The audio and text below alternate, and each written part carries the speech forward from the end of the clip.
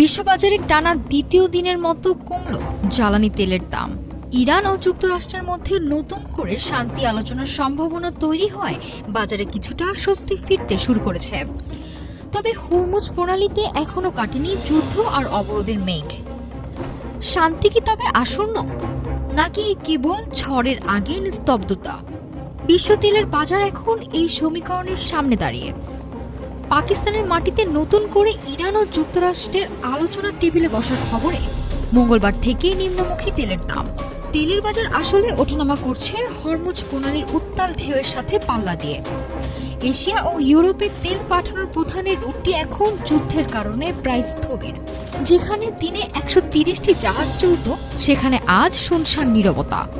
মার্কিন president Donald Trump আগামী দুদিনের মধ্যে আলোচনা শুরুর ইঙ্গিত দিয়েছেন ঠিকই, কিন্তু মাঠের চিত্র ভিন্ন।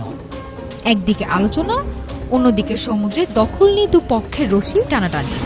এরই মধ্যে মার্কিন ডেস্ট্রয়ের ইরানি ট্যাঙ্কার আটকে দেওয়ার ঘটনা নতুন করে উত্তাপ ছড়িয়েছে। সাথে যোগ হয়েছে নতুন শঙ্কা। ইরানি তেলের ওপর নিষেধাজ্ঞা শিথিলের মেয়াদ এ সপ্তাহে শেষ হচ্ছে, যা আর না বাড়ানোর ইঙ্গিত দিয়েছে ওয়াশিংটন। আপাতত সবার চোখ যুক্তরাষ্ট্রের জ্বালানি তথ্য প্রশাসনের সাপ্তাহিক মজুদের তথ্যের দিকে।